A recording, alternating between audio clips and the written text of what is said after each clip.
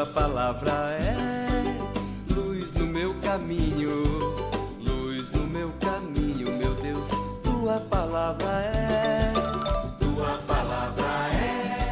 luz no meu caminho, luz no meu caminho, meu Deus, tua palavra está. Boa noite, mais uma vez, alegria da gente poder estar juntos, juntas, meditando a palavra de Deus. Eu gostaria de, em nome da Pastoral Bíblica, agradecer a participação de tantas pessoas que estão participando, estão deixando recadinhos. A gente até diz, deixem sugestões, o que gostaria, participe, faça parte da equipe da Pastoral Bíblica, não só ouvinte, participe, mande perguntas, sugestões para a gente caminhar. Obrigada pela participação de todos. Nosso tema vai girar sempre em torno desta frase de Jesus: eu sou o caminho, a verdade e a vida. E o tempo todo nós vamos focar nesse caminho. Por quê?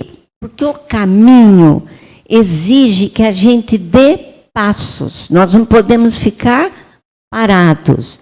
O caminho, ele quer que a gente tome algumas atitudes.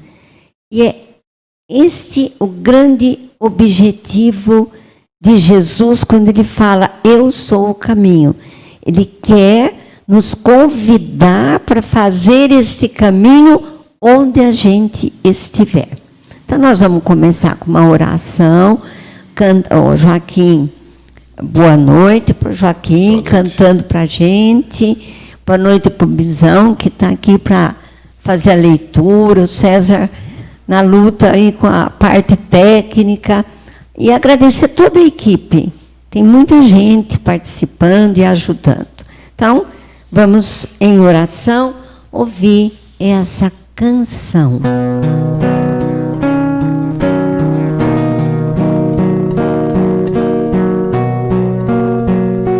Pelos prados e campinas verdejantes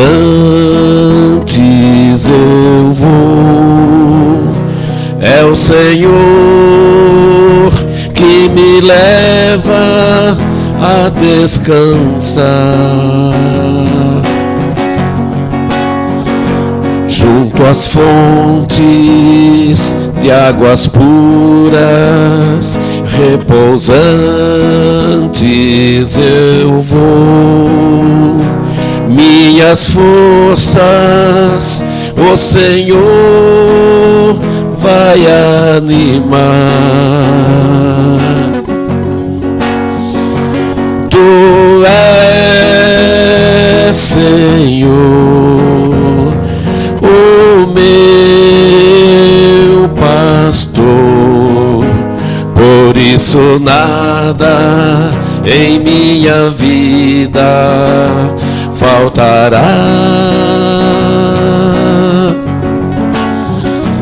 Tu és, Senhor, o meu pastor, por isso nada em minha vida faltará. Nos caminhos mais seguros, junto dele eu vou, e para sempre o seu nome eu honrarei. Se eu encontro mil abismos, nos caminhos eu vou, segurança sempre tenho em suas mãos. Tu és, Senhor, o meu pastor, por isso nada em minha vida faltará. Tu és, Senhor, o meu pastor, por isso nada em minha vida faltará.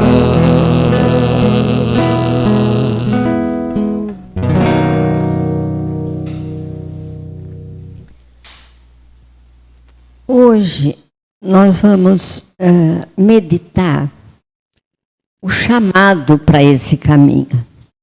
Vamos começar a fazer um caminho com os caminhos que a Bíblia aponta para a gente.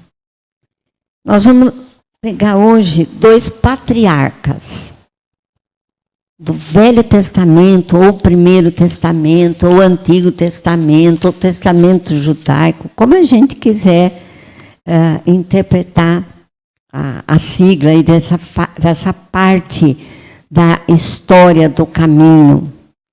E nós vamos conhecer, a gente conhece já bastante, mas nós vamos refletir algumas coisas para nos ajudar a nos colocar no caminho. Não é só conhecer a história deles. Eles têm que ser para nós orientação do como nós vamos caminhar também. Porque eles eram seguidores de um projeto que é o projeto de Deus. Então nós vamos começar. O Bisão vai ler para a gente. Pegue sua Bíblia, abra no livro de Gênesis, o primeiro livro da Bíblia, bem no comecinho. No capítulo 12, vamos ler só o versículo 1 e 2, por enquanto. A leitura orante deve ser feita o texto inteiro, para depois meditar. Na verdade, para facilitar, eu fui pegando textos menores, que fica mais fácil para a gente meditar e buscar entender mesmo esse projeto de Deus na vida. Então vamos ler só capítulo 12, versículo 1 e 2 só. Javé disse a Abrão: saia de sua terra, do meio de seus parentes e da casa de seu pai, e vá para a terra que eu lhe mostrarei.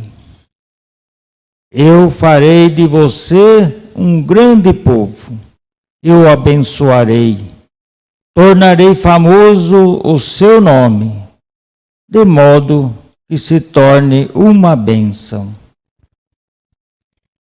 É o chamado de Abraão. Vamos conhecer um pouquinho também em questão de tempo. Esse chamado de Abraão foi no ano 1800 antes de Jesus Cristo. Ele foi chamado para uma mudança de vida. Então, a primeira pergunta para a gente é assim: nossa, Deus falou, ele escutou, ele viu Deus. Não, ele não viu Deus. A gente tem que entender o contexto desse chamado. Onde Abraão vivia, onde ele morava. Ele morava na cidade de Ur, que é atualmente próximo, quase dentro da região do Iraque. Lá viviam várias cidades. Eles chamavam de cidades-estados. O que quer dizer? Elas eram independentes uma da outra. Cada cidade tinha seus deuses e seus costumes. inclusive costumes que, para Abraão, começam a ser questionados. Será certo isso? Tantos deuses e a forma como era o relacionamento com as pessoas. Quando ele começa a questionar, ele está em oração com Deus e ouve a resposta. Não está certo não, você tem que sair daí. Tem que deixar esses costumes. Tem que deixar esta maneira de muitos deuses. E ele percebe, claro, tem que existir um único e verdadeiro Deus. Aqueles deuses, para ele, eram questionáveis. Tem que existir um único e verdadeiro Deus. É o chamado dele. É a missão dele. E para ele seguir esse verdadeiro Deus, ele tem que sair dali. Ele tem que fazer outro caminho. Percebe o caminho? Ele tem que deixar este caminho.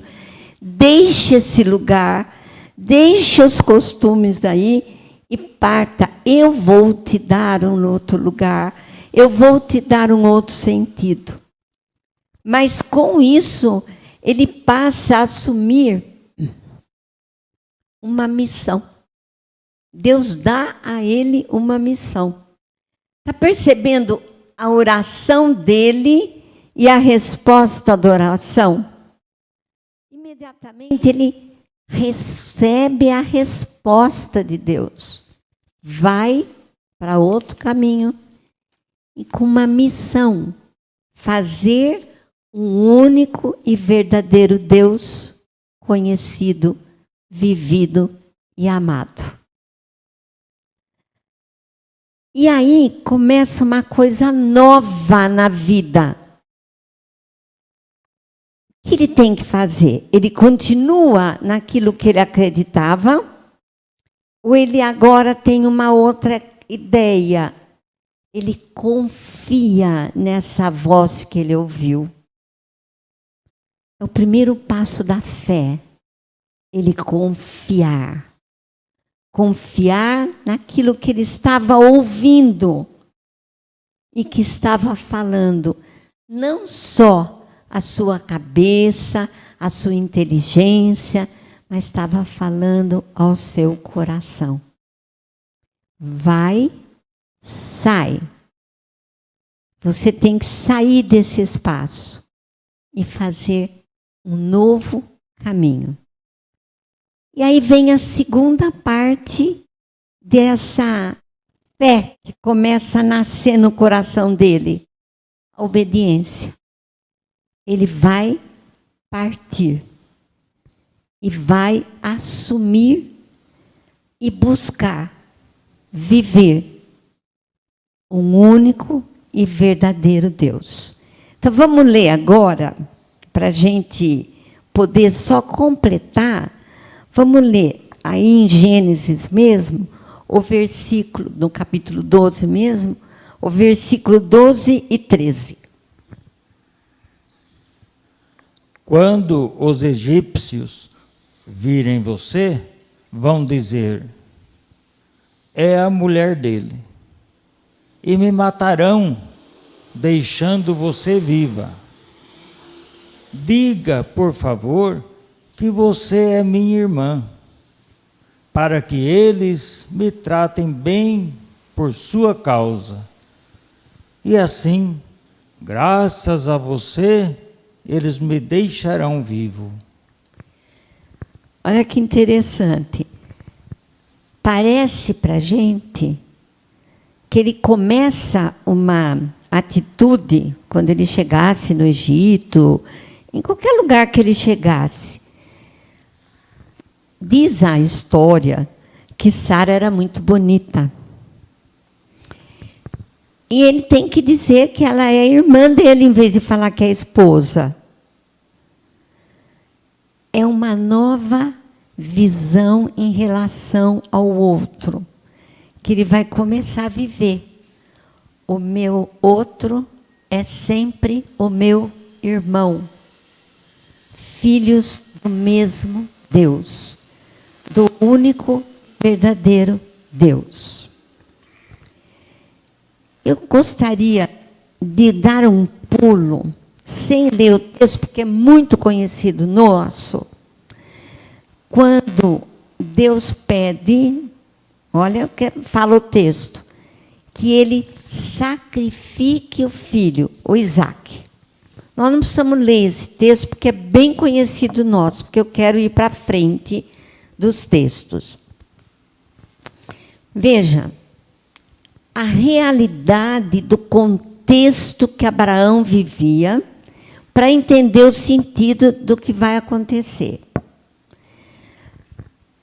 Naquela época da antiguidade, era comum sacrifício humano para acalmar e agradar os deuses. E quando eles achavam que tinha qualquer coisa que estivesse acontecendo, que aqueles deuses estavam enfurecidos, por exemplo, uma plantação que não deu uma seca, uma tempestade, o que acontecesse, eles achavam que estava desagradando aos deuses e faziam um sacrifício humano para acalmar esses deuses. Abraão está saindo de uma mentalidade, lembra disso? Ele vivia a mentalidade lá dos deuses. Agora ele está mudando. Ele está dizendo, não, aquilo lá não é certo. Tem um único e verdadeiro Deus. Aí vem assim, será que eu estou agradando a Deus? E ele ouve dizer, olha, oferece o seu filho. Deus pede o filho. Um filho que Deus deu como milagre para ele, porque Sara era estéril. E ele, em obediência, vai oferecer o filho. E o filho até pergunta, cadê o cordeiro? E ele, em obediência, ele vai. Ele tem certeza que ele ouviu Deus pedindo isso. E ele vai. Quando ele vai sacrificar, ele ouve, não faça isso, e vê do lado um cordeiro para ser imolado. É dura essa história. Oferecer o filho, sentir que devia oferecer mesmo, obedecer. O medo. Se eu não oferecer, o que eu faço? Se eu oferecer, eu perco o filho. Olha a preocupação dele. Mas tem uma lição de vida aí. Deus verdadeiro não quer sacrifício humano. Ele vai se dar em sacrifício como último sacrifício. Ele vai derramar o sangue dele para libertar dos pecados e livrar de qualquer outro tipo de sacrifício que precise ser feito. Não é sacrifício. O sacrifício é uma coisa que é amor, é aquilo que Deus deu por nós na cruz. Então, para a gente entender bem essa coragem de Abraão, mas entender bem para nós como Deus vai nos fazer entender claramente, porque no Antigo Testamento vem o sacrifício de animais, vem para a gente entender claramente. O único sacrifício Deus fez na cruz por nós. Única coisa que Ele nos pede, segue as pegadas de Jesus. Então, nós vimos em Abraão um tipo de chamado, o começo da fé, ele vai ser o pai da fé, que exige confiar e obedecer e ouvir o que Deus provém para a nossa vida. Fé, pai da fé. Nós vamos ver um outro chamado. Vamos ver o chamado de Moisés, que também é bem conhecido nosso. Mas nós vamos ler para que a gente possa lembrar. Vamos ler o nascimento de Moisés no livro do Êxodo, capítulo 2, versículos de 1 a 10. Um homem da tribo de Levi casou-se com uma mulher da mesma tribo. Ela concebeu e deu à luz um filho. Vendo que era belo, o escondeu por 3 meses. Quando não pôde mais escondê-lo, pegou um cesto de papiro, vedou com betume e piche, colocou dentro a criança e a depositou entre os juncos na margem do rio. A irmã da criança observava de longe para ver o que aconteceria. Nesse momento, a filha do faraó desceu para tomar banho no rio, enquanto suas servas andavam pela margem. Ela viu o cesto entre os juncos e mandou a criada apanhá-lo. Ao abrir o cesto, viu a criança. Era um menino que chorava. Ela se compadeceu e disse: é uma criança dos hebreus. Então a irmã do menino disse à filha do faraó: a senhora quer que eu vá chamar uma hebreia para criar este menino? A filha do faraó respondeu: pode ir. A menina foi e chamou a mãe da criança. Então a filha do faraó disse para a mulher: leve este menino, o amamente para mim, que eu lhe pagarei. A mulher recebeu o menino e o criou. Quando o menino cresceu, a mulher o entregou à filha do faraó, que o adotou e lhe deu o nome de Moisés, dizendo: eu o tirei das águas. Nós demos um pulo na história, mas eu vou fazer um caminho aqui para a gente até chegar a Moisés, tá bom? Abraão vai fazer a família dele, vão ter os filhos, nós conhecemos, Isaac, de Isaac vem Jacó, e vem fazendo uma caminhada, inclusive a família de Jacó, que era mais ou menos umas 70 pessoas, sai da região ali próxima a Canaã, que eles estavam, vai para o Egito, por causa de uma grande seca. Ele é acolhido no Egito, daí vem a história do José, que a gente conhece. Essa família vai ficar no Egito. Agora vamos entender um pouquinho esse caminho, né?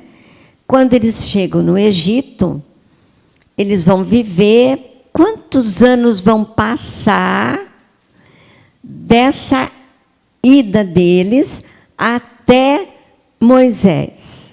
400 anos. Então, veja, Abraão, 1800.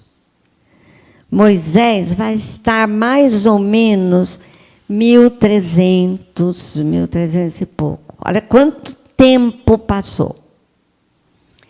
A história desse povo, o caminho desse povo, tem momentos de comunhão com Deus, tem momentos de afastamento. Quando eles estão no Egito, A história conta que um dos filhos, o filho mais novo de Jacó, foi para o Egito, foi vendido pelos irmãos, está no Egito, foi acolhido. Ele acolheu, eles viveram bem um bom tempo, depois eles foram escravizados. E os hebreus, a família cresceu muito. Então, daqueles 70, eles agora são muitos, muitos, muitos. Imagine 400 anos. Quantos são? Começam a ser motivo de preocupação do faraó. Já pensou se esse povo se reunir e começar a querer tomar terras para eles? Porque era comum esse negócio de invadir terras, tomar terra. E então ele começa com algumas atitudes, escraviza e ainda por cima chama parteira. E avisa as parteiras: quando nascer menino, vocês matem essa criança. Não pode, porque o homem é que era o guerreiro, a mulher totalmente submissa, né, naquela sociedade. Nasceu Moisés. A parteira não obedece ao faraó. E o faraó era tido como um deus. Ela desobedece. E não matou Moisés. Até uns 3 meses, a mãe conseguia esconder o filho. Mas daí não tinha jeito de esconder. Então, ela bola um projeto. É uma história bonita. Ela bola. É a mãe para salvar a vida do filho. Ela faz um cestinho e leva até no Nilo. Por que no Nilo? O Nilo, para os egípcios, era um deus. A filha do faraó se banhava nas águas desse rio. Banhava-se nas águas desse deus, o Nilo. Então, ela deixou lá e mandou a filha ficar olhando para ver o que ia acontecer na hora que a filha do faraó fosse lá. Eles encontram o cestinho, abre a roupa e sabe que é filho de um hebreu. Por quê? Como é? Olhando o nenenzinho, é filho de hebreu. Por causa da circuncisão, que fica a marca no pênis do menino. Então, ela viu que era filho de hebreus. Mas ela teve dó e também tem a questão de estar próximo ao Nilo. Então, ela deixa que a própria mãe vai criar o filho. Qual a importância desse texto para nós? Uma história bonita, uma mãe, mas tem uma história, tem uma coisa muito importante aí no meio, que nós vamos encontrar na Bíblia. Tem um provérbio que diz assim: educa a criança no caminho que ela deve andar, e ainda quando velho não se desviará. A mãe criou Moisés dentro dos costumes dos hebreus, do costume daquele povo que vem vindo desde Abraão. Ainda não tem as leis, ainda nem é povo, é a grande família. Família, a chamada para nós agora. Família. Crie seu filho no caminho que ele deve andar, e ainda quando velho não vai se desviar. Essa é a grande mensagem desse texto aqui. A coragem da parteira diante do faraó, que era um Deus. A mãe levar o filho num cestinho para a sua caminhada. A educação dessa mãe para esse filho. E aí, a lição para nós. Ele foi educado nos costumes daquela família, da humildade daquela família, e vai ser levado, quando ele tem 13 anos, para morar na corte do faraó. Deus tem um projeto na vida desse grande líder. Às vezes iam perguntar assim, mas Moisés existiu? Moisés? Existiu esse líder que Deus preparou desde o nascimento. Ele vai ser criado depois na corte do faraó, porque assim ele conhece toda a estratégia que existia lá para depois ser o grande libertador. Vamos ler mais um textinho? Vamos pegar Êxodo, o capítulo 4 agora, do versículo 10 ao 15. Moisés insistiu com Javé: meu senhor, eu não tenho facilidade para falar, nem ontem, nem antes de ontem, nem depois que falaste ao teu servo. Minha boca e minha língua são pesadas. Javé replicou: quem dá a boca para o homem? Quem o torna mudo ou surdo, capaz de ver ou cego? Não sou eu, Javé? Agora vá, e eu estarei em sua boca e lhe ensinarei o que você há de falar. Moisés, porém, insistiu: não, meu senhor, envia o intermediário que quiseres. Javé ficou irritado com Moisés e lhe disse: você não tem o seu irmão, Araão, o levita? Sei que ele sabe falar bem. Ele está vindo ao seu encontro e ficará alegre em ver você. Você vai falar com ele e transmitirá a ele as mensagens. Eu estarei na sua boca e na dele, e ensinarei a você o que deverão fazer. Mais uma vez, nós demos um pulo, né? Eu vou comentar um pouquinho antes, para a gente entender até chegar nisso aqui. Moisés, criado ali na corte do faraó, sai e vê uma pessoa do seu povo sendo maltratada pelos policiais, militares, sei lá o que era, do faraó. Ele reage, ele mata aquela pessoa que estava judiando do seu irmão hebreu. E esconde o corpo, tudo, porque se o faraó souber, ele vai ser punido. Aí, 2 hebreus que viram tudo, disse para ele: nós vimos o que você fez. Conclusão, ele ficou com medo de ser dedado. Ele foge da corte do faraó e vai morar em outro lugar, onde ele encontra um grupo de pessoas que eram também adoradores de um único e verdadeiro Deus. Monoteístas, adoradores de Deus. Ele fica lá, tem toda uma história dele lá ele vai conhecer a esposa dele.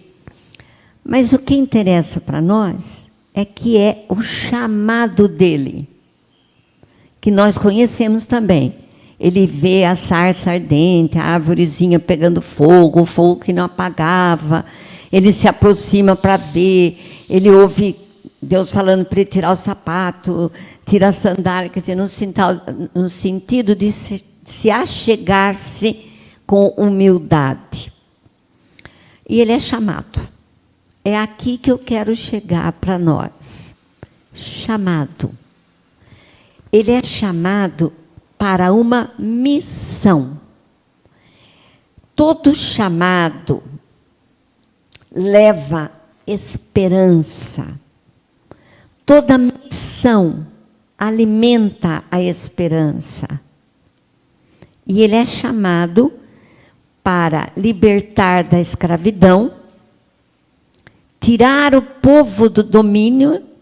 Ele conhecia o costume do faraó, conhecia a força do faraó, sabia que não era fácil tirar aquele povo que estava escravizado, trabalhando dias embaixo de sol, de chuva, de dia, de noite. Ele sabia que não era fácil, que a missão era muito difícil. Qual foi a reação dele? Medo. Medo da missão. E começa a arrumar desculpa.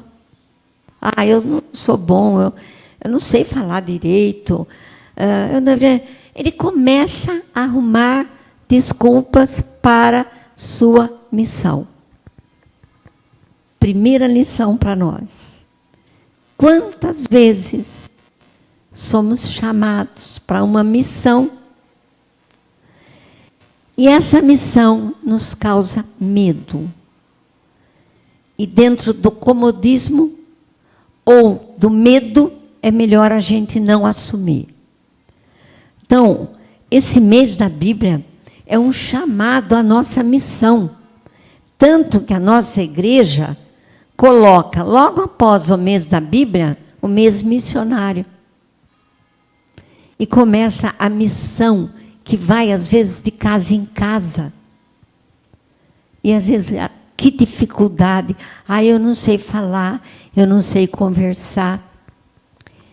E Deus vai fazer o que Jesus fez lá na frente também. Jesus é Deus. Não vá sozinho, vá em dois.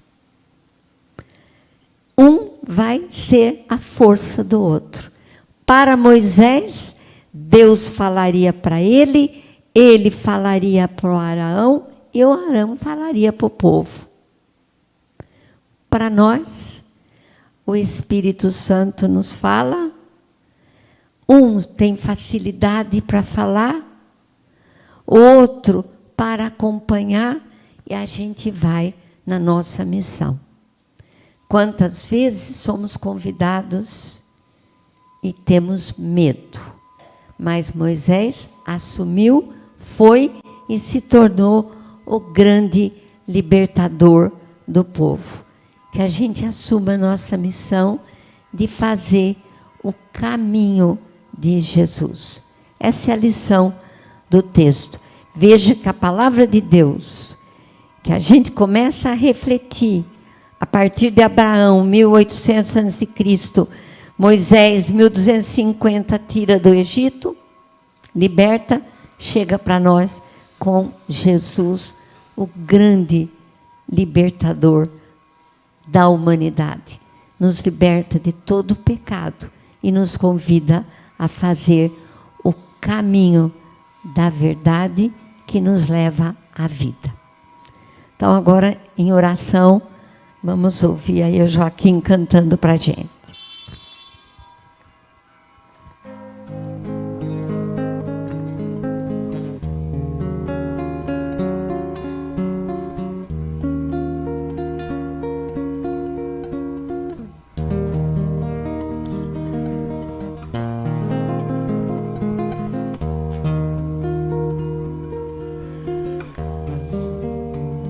Eu tenho tanto para lhe falar,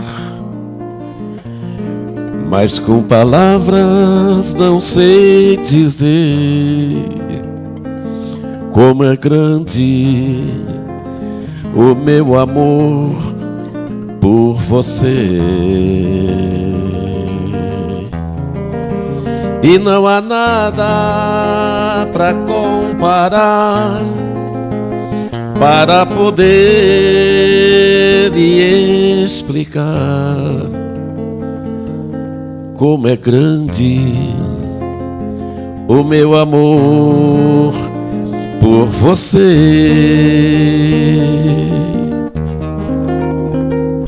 Nem mesmo o céu,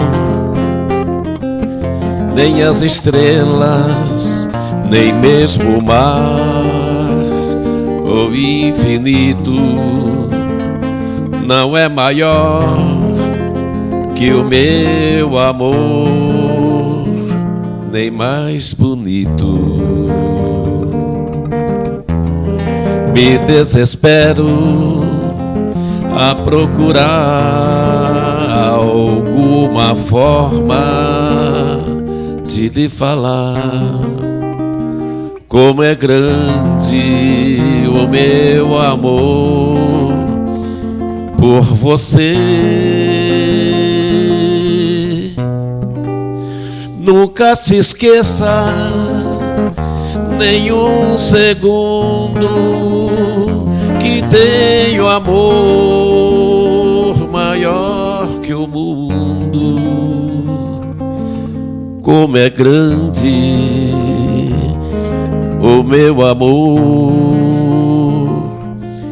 por você.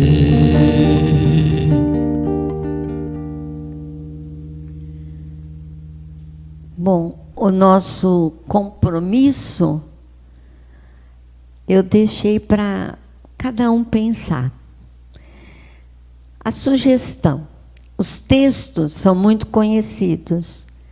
Só que leia de novo, para perceber. Leia o texto inteiro, faz o caminho, perceber a confiança, a obediência como princípios da fé, a coragem como dom do Espírito Santo para assumir, e o caminho que a gente pode fazer para que esse mundo possa conhecer mais o reino de Deus, a justiça, a verdade, o amor e a fraternidade. O mundo está precisando de nós, cristãos, que a gente consiga realmente ouvir Jesus nos dizer: eu sou o caminho. Que a gente assuma esse caminho e possa construir um mundo mais justo, mais humano. Obrigado por você estar com a gente e boa semana de leituras também.